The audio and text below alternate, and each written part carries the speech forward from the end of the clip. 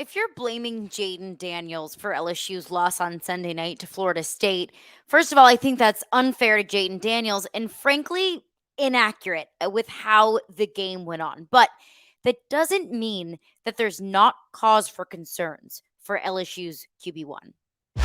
You are Locked On LSU, your daily podcast on the LSU Tigers. Part of the Locked On Podcast Network. Your team every day.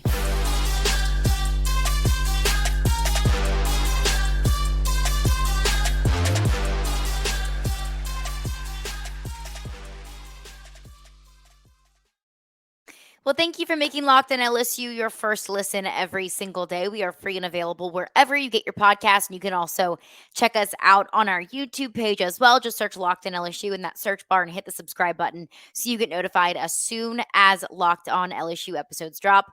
My name is Caroline Fenton, and I am your host, as I am every single day. Appreciate you for tuning in, for interacting with the podcast. Like, comment, rate, subscribe, all that great stuff. Just thanks for being here. And always thank you for making Locked On LSU your first listen every single day. Today's episode is brought to you by Bird Dogs. Go to birddogs.com/lockedoncollege or enter promo code LOCKEDONCollege for a free water bottle with any purchase. You won't want to take your Bird Dogs off, we promise you. Let's get into the weeds a little bit more of what we saw on Sunday night against Florida State, because the initial reaction is frustration and it's really steeped in emotion, and rightfully so. If you felt that way, I felt that way. I think we all kind of felt that way. Just initial emotion and shock and frustration and confusion about how that happened. Fear for what's to come for the rest of this season, hope or excitement that maybe some things might turn around when LSU plays Mississippi State in week 3 of the season to kick off SEC play. So all of those feelings are totally valid because that's how I felt. But I've watched the game again. I've had time to process. I've let the emotions settle down a little bit, and I've tried to look at it through a little bit more of an objective point of view. Let me take my purple and gold tinted glasses off and just look at it from a completely objective perspective of how we as LSU fans should feel. What is a fair reaction? What's an overreaction? And what do we just simply not really know yet? Let's keep in mind, we only have 1 week of a sample size. I do it. You probably do it. We, as a college football watching society, are all guilty of overreacting to week 1 because, one, we're starved for football and we will inhale any football that we can get.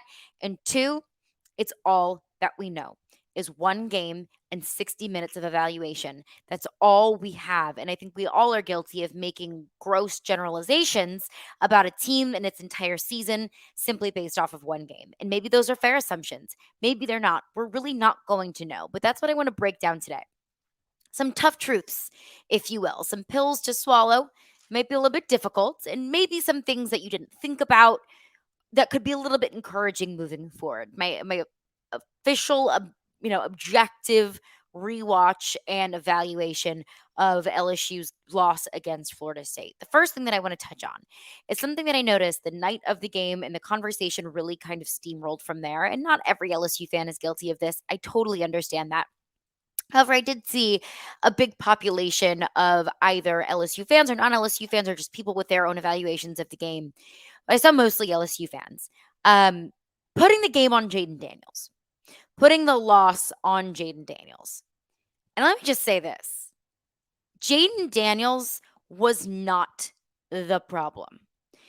I understand that quarterbacks always get maybe too much praise, and quarterbacks will always get too much of the blame. Same thing with head coaches.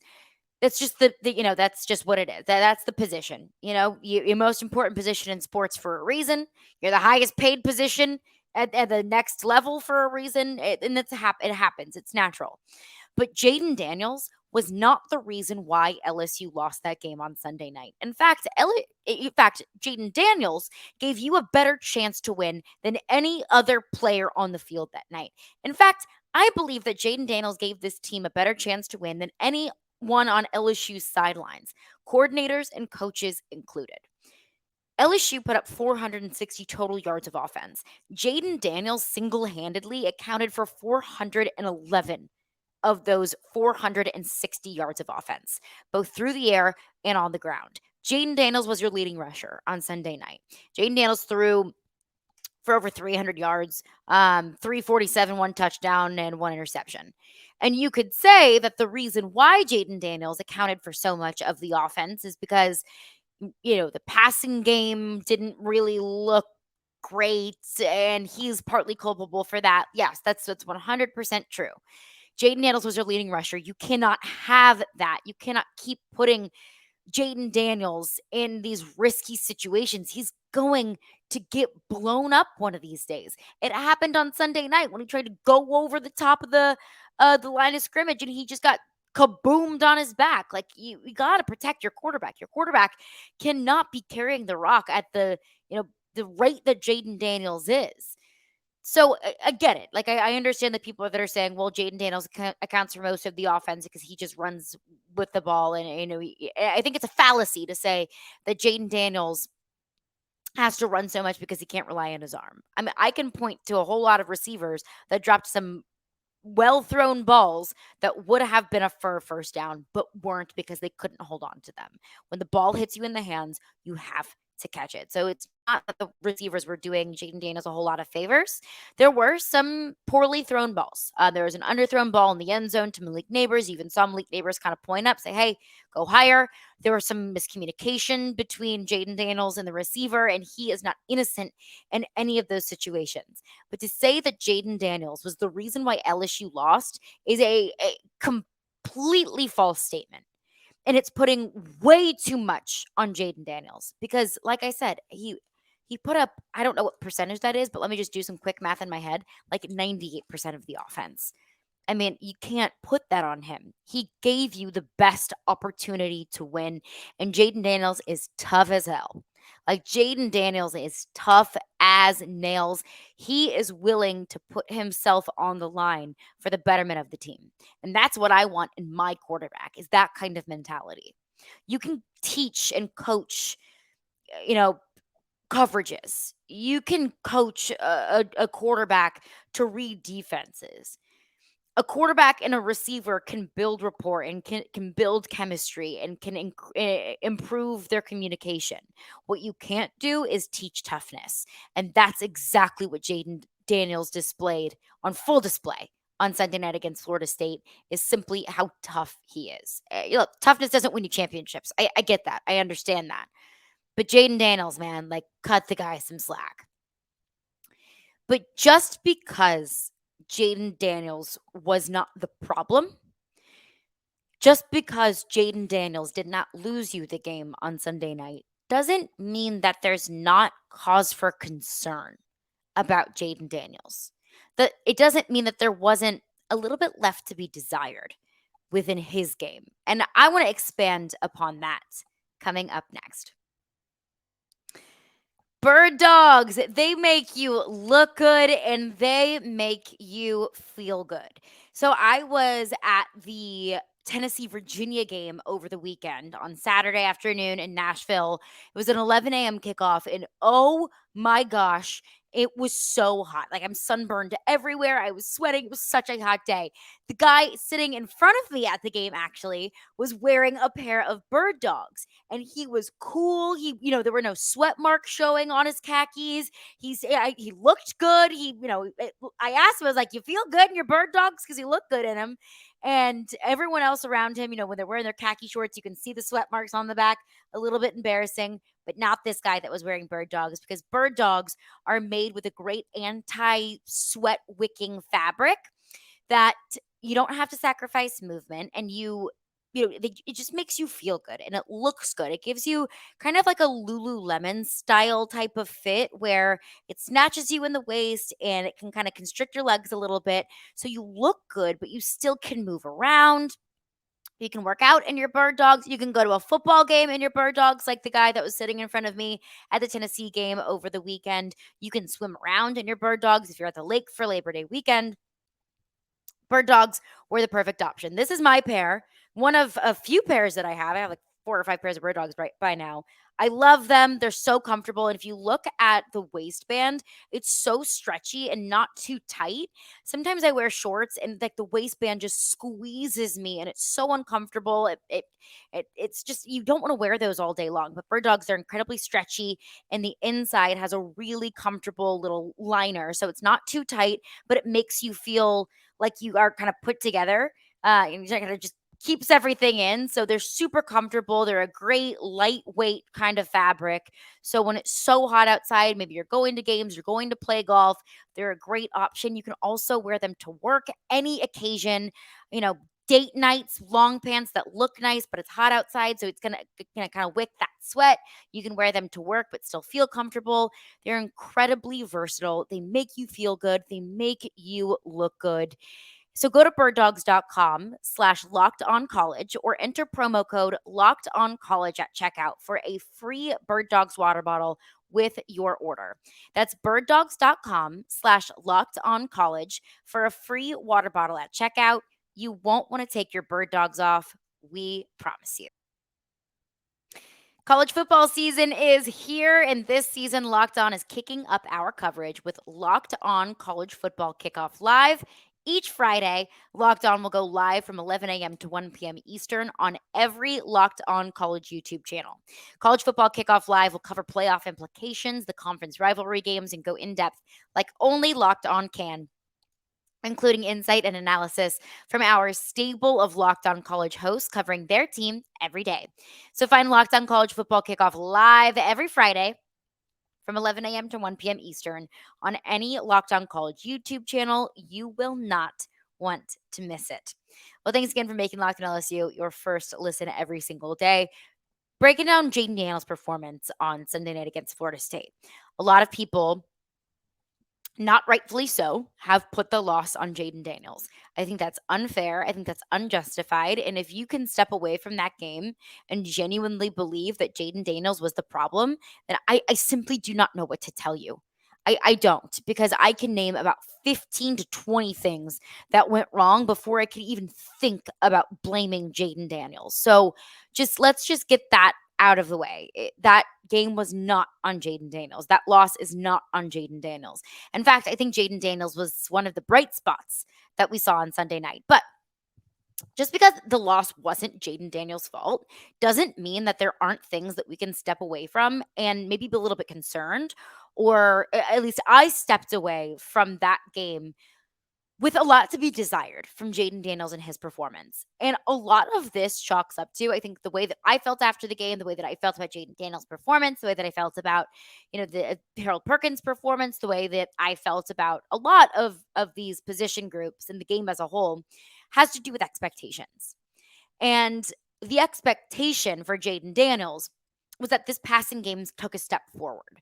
The expectation for JAYDEN Daniels is that he was able to operate this offense at a higher level because he had a better understanding of it, because he had better rapport with the offensive line and with the wide receivers, most of the line, most of the receivers are 1 year into this offense, are 1 year into knowing each other, into being teammates with each other. So I think expecting a step forward was probably a fair expectation. It's also what we've heard all off season long from Brian Kelly within the building, is that JAYDEN Daniels in this offense was going to be much improved. And maybe those expectations were too high, but I think that they were fair expectations, in my opinion, because those were my expectations, that you have a veteran quarterback who has 4 years of starting experience at the college level, who is now a year into this offense with a veteran offensive coordinator and veteran coaches and a veteran head coach with veteran receivers and now a veteran line. How do you not expect this offense to be better, or this offense to at least look better week one than it did last year in week one? But frankly, I didn't see that. I expected more growth, at least in the beginning of year two. Now, there's plenty of growth left to be shown, I believe. I believe that JAYDEN Daniels is far from showing us his best game. But I expected more in week one. I really did. I expected more of his maturation in this offense to be more on display. I can say that I felt like Jayden Daniels was more confident. I can say that I felt like Jayden Daniels had better communication with the receivers, even in some of the miscues and miscommunication. I felt like there was uh, more of a foundation there, because there should be, because there is, because you now are a year in. But I expected more. I expected this offense to look smoother, to look more efficient, and we didn't get that. I expected more juice and more confidence in the passing game. I expected more deep shots. I expected Jayden Daniels to drop back and deliver better, more confident balls. And we didn't see that. Now, there were some, absolutely. There were some nice throws in there. There were some nice play designs in there. But for the most part, this passing game didn't look much improved as we all expected it to look. I wanted Jayden Daniels to have less reliance on his legs. And look, I don't want to take Superman's cape off and take away what his best attribute truly is. And for Jayden Daniels, that is his legs. Like it or not, that's his best attribute. That's his greatest strength, is his ability to create plays on the run. Not very many quarterbacks in college football can do that at a level that Jayden Daniels can. So I'm not trying to take that away from him. I just want to see him supplement the run game with a solid and reliable pass game. I was getting sick and tired. I am sick and tired of holding my breath every time Jayden Daniels releases the football, whether that's on him or whether that's on the receivers. Overall, I'm sick of always being nervous about throwing the football. And I still feel that way. And I didn't want to feel that way after this past week. So overall, no, Jayden Daniels did not hurt the team. Yes, he had the interception because Malik Neighbors slipped and fell, and that's annoying. That's annoying, and Florida State capitalized off of it, and it really felt like after that interception that the game was over when Florida State scored on that possession. Just in my opinion, the way that both of these teams were looking and the way that the game was trending, I felt the game was over. So that was kind of the stick of work and me, we're done moment, at least in my opinion. Even though Florida State only went up, I believe that was either to go up 1 or 2 touchdowns, but still, just the momentum fell flat there.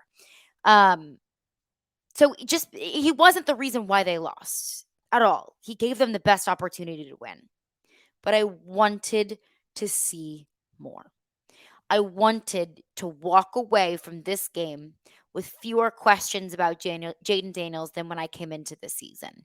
However, I feel like I have more questions because Jayden Daniels went into this season as a Heisman Trophy favorite. Honestly, one of top 5, top 10 favorites for the Heisman Trophy.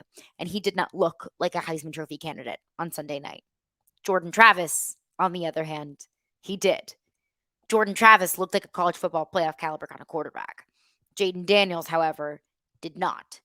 So, in the grand scheme of the game, Jayden Daniels was not the problem. But Jayden Daniels is not an innocent passenger in this train wreck of what we saw from LSU football, more specifically in the second half. So that's what I want to see from Jayden Daniels moving forward. More confidence in the passing game. And I need to see those receivers come up with more plays for Jayden Daniels, absolutely. But I want to see more creativity in the playbook. I want to see Jayden Daniels have the confidence to just simply let it rip. I want to see this LSU offense unlock something that we haven't seen in it yet. We know that LSU is going to run the football. LSU's always going to want to run the football, especially when you have Jayden Daniels under center. But I need more because I don't know how many games you're going to win in the SEC by running the football with a shaky passing game. The passing game needs to unlock a second level, and it's going to have to do it pretty quickly. You got Mississippi State in a couple of weeks. I know, it's Mississippi State. Mississippi State's got a solid team now. Mississippi State's got a solid offense now. Mississippi State's got a solid quarterback that can outshoot you in a shootout. And that's concerning to me.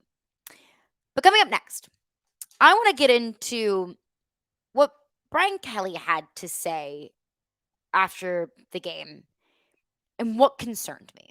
And we will get into that coming up next.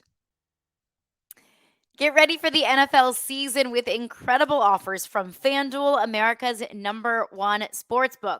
Right now, new FanDuel customers can bet $5 and get 200 in bonus bets guaranteed. Plus, all customers who bet that $5 bet will get $100 off NFL Sunday Ticket from YouTube and YouTube TV. I finally pulled the trigger.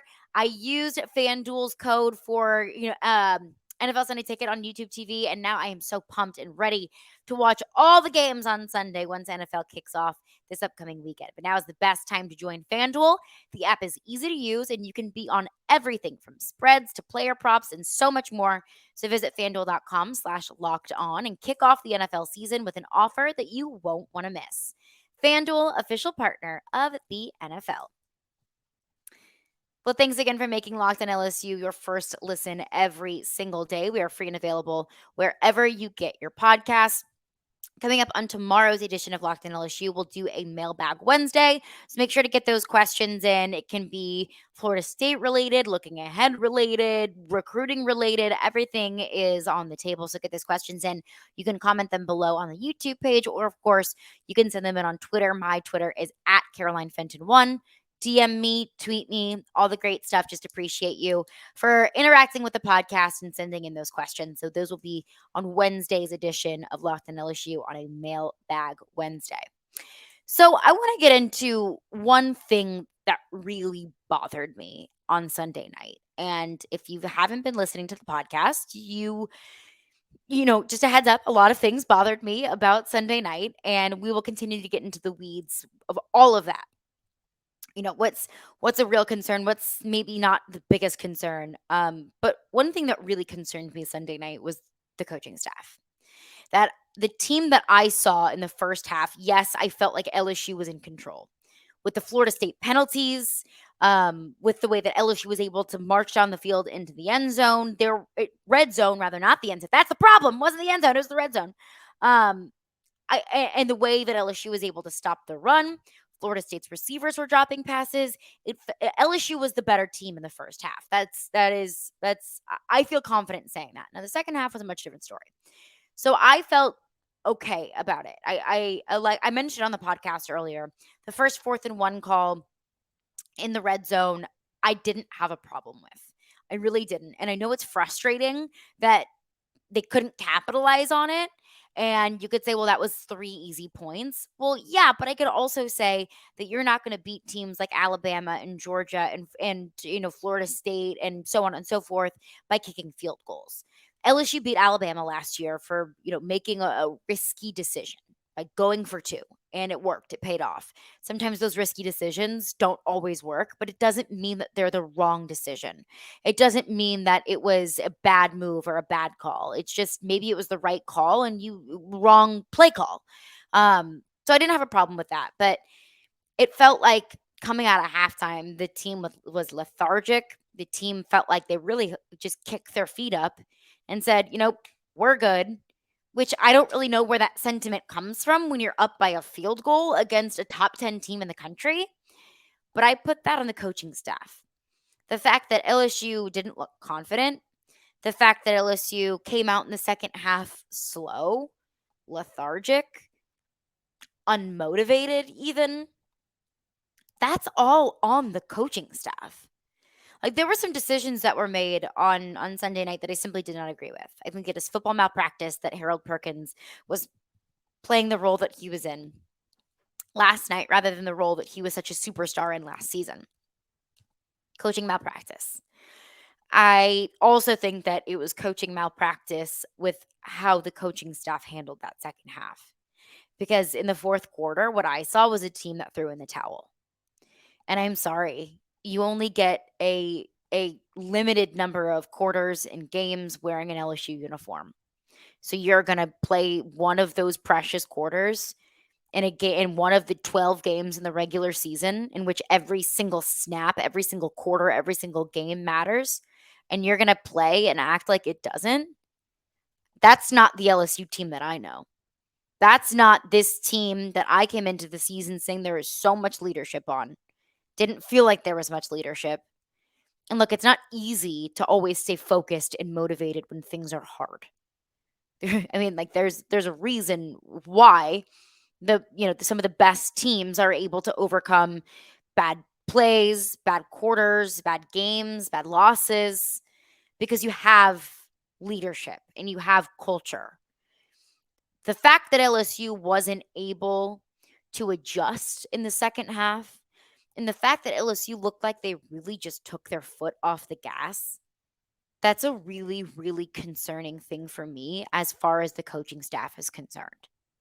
And Brian Kelly said something in his post-game press conference that I just simply have not been able to shake. This was what Brian Kelly had to say in the post-game press conference. We certainly are not the football team that I thought we were, and got to do a much better job, obviously, and developing our football team. We clearly were short in a lot of areas tonight, and that falls on me to get our football team to be better in most of the competitive areas that you saw tonight. We're not the football team we thought we were. Well, whose fault is that? That's your fault, Brian. You're not the football team you thought you were? Well, did you poorly evaluate your team? Did you not properly prepare your team for this game against Florida State? Did you simply not watch enough film? Did you think that being up 17-14 at the half was sufficient and that you could just walk out there and, waltz your way into a win when you're only up by a field goal and you've got a half of football left to play? And Brian Kelly also, went on to say, we walked out there like we were playing like we're the two-time national champion Georgia Bulldogs. Well, who in their right mind made you think that you were that? Because you sure as heck are not. You sure as heck don't have the skins on the wall or the talent or the rings or the accomplishments to show for yourself that those Georgia Bulldogs teams have. And oh yeah, by the way, when Georgia takes their foot off the gas, they play close games against Kent State and Missouri. So you can even be a reigning national champion and still overlook your opponents and still risk losing games that you're not supposed to lose. So I don't know where this sense of arrogance, I don't know where this sense of entitlement maybe came from, of just because you won the SEC West last year, that doesn't mean a damn thing this year. So I don't know where this idea of, hey, we went out there like we were the defending national champions. Well, that's on you, Brian. That's on you, coaching staff, to get this team focused and to remind them, look, we've done nothing. We've accomplished none of our goals. We are 0-0, just like everyone else. So to go into this season with the way this team played, with a sense of entitlement, I don't appreciate. And that feels like it's from the coaching staff back down. That's not me blaming that on the players in the slightest. That's on the coaching staff to get your team motivated, to get your team prepared, and to remind your team that you have to play this game for 60 minutes in order to beat good teams, in order to beat any team. LSU played 30 minutes, and then they sat down, whipped out a six-pack, opened up a bag of chips, and chilled out for the second half. And that's on the coaching staff. So that's my challenge to the coaching staff. Move on from this game. If you continue to stay hung up on this game, you're not going to win very many games, and you're not going to be successful, and then you really are not going to be the team that we all thought this team is. Move on from it, learn from it, watch the tape, get angry, get motivated, and remind everyone what kind of team this is. Because after Sunday night, I think people are starting to forget. And that's a really tricky position for Brian Kelly to be in. So, coaching staff, do better. Do better. Games are 60 minutes, not 30. That's going to do it for me today. Thank you for making Locked In LSU your first listen every single day. We are free and available wherever you get your podcasts, including YouTube as well. But coming up next on Locked In LSU, we'll do a Mailbag Wednesday. Get those questions in. I know there's a whole lot of feelings that need to be vented out. So this is your space on tomorrow's edition of Locked In LSU.